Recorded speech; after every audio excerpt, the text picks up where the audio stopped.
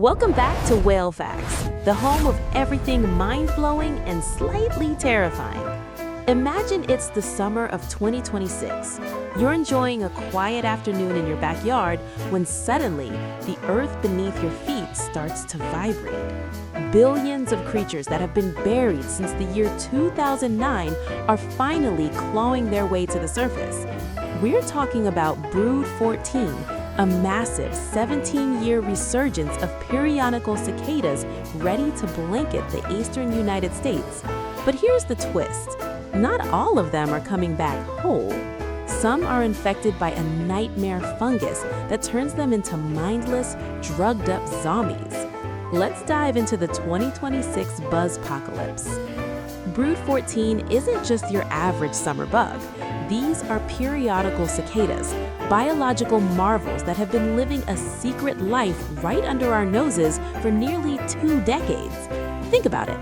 The last time these specific insects saw the sunlight, Barack Obama was in his first year as president, and the original Avatar was just hitting theaters. Since then, these nymphs have been chilling in the dark, latched onto tree roots and sipping on sap like it's an endless cocktail party. They aren't sleeping, they're growing, slowly and precisely, waiting for the exact moment when the soil temperature hits that magic number, 64 degrees Fahrenheit. When 2026 rolls around, they will emerge in numbers so vast they defy logic. We're talking about a distribution map that stretches from Tennessee and Kentucky all the way up to Ohio and New York. In the most populated zones, you might find up to 1.5 million cicadas per acre. That's not just a swarm, that's a living, breathing carpet of wings and red eyes. The noise? It's been recorded at over 100 decibels. That's louder than a lawnmower or a low-flying jet. If you're in their path, the crunch under your shoes will be unavoidable. But why 17 years? Why don't they just come out every year like the annual cicadas we see every August? The reason is a stroke of evolutionary genius that involves high-stakes mathematics. Before we get to the terrifying zombie part, you need to see how these bugs use numbers as a weapon for survival. They aren't just insects, they are tiny, crunchy calculators. So what's with the 17-year obsession? It turns out evolution has given these cicadas a prime advantage. See, most of their predators, like birds, spiders, and rodents, have population cycles that fluctuate every 2, 3, or 4 years. If the cicadas emerged on a 12-year cycle, any predator with a 2, 3, or 4-year cycle would hit the jackpot every time they came out.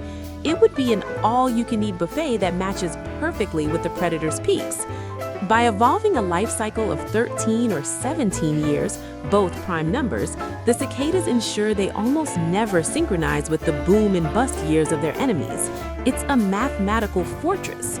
But math isn't their only shield. They also play a game called predator satiation. Their strategy is simple.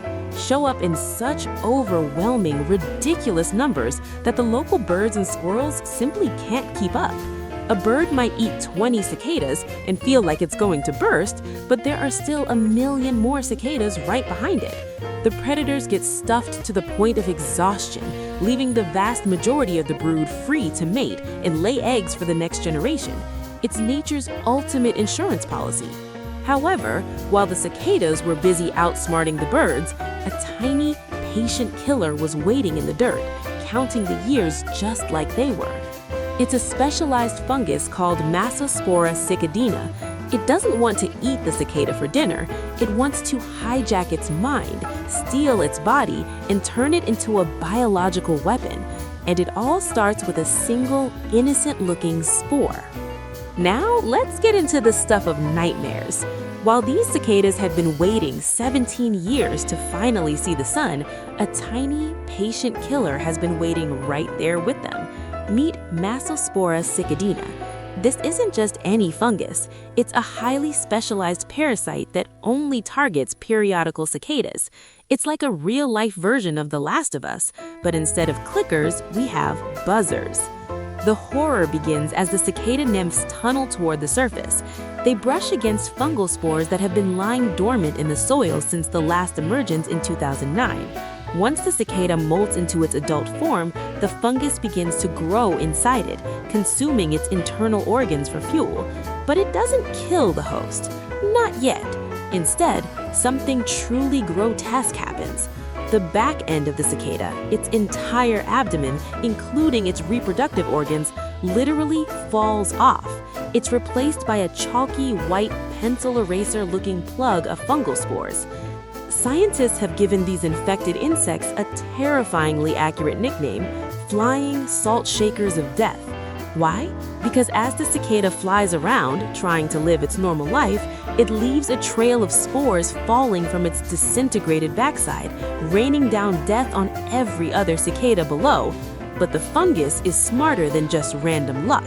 It knows that for a parasite to be successful, it needs to spread, so it turns the cicada's natural instincts against it. In the insect world, this is essentially an STD, a spore-transmitted disease. Even though the cicada has lost its ability to actually mate, because, its reproductive parts are now a fungal plug, the fungus keeps the cicada's drive in overdrive.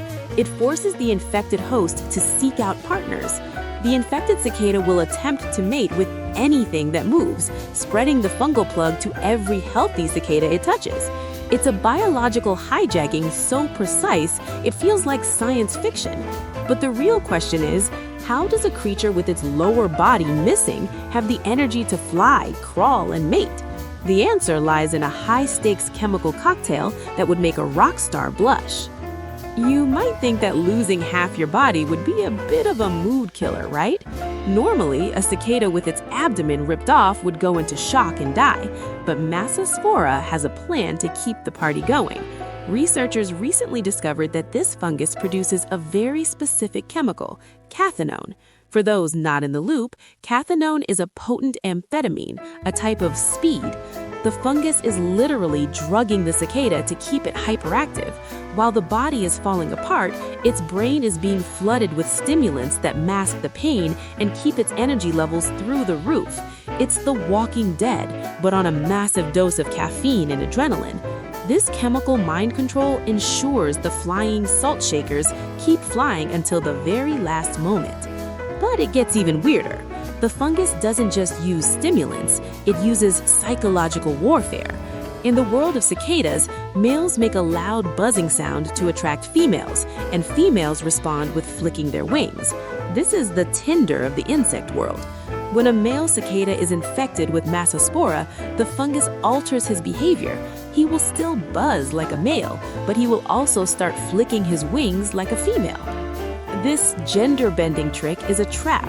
Healthy males hearing the buzz and seeing the wing flick fly over thinking they found a mate. Instead, they find a zombie. The infected male then passes the fungal spores to the healthy male, who then goes off to infect even more cicadas.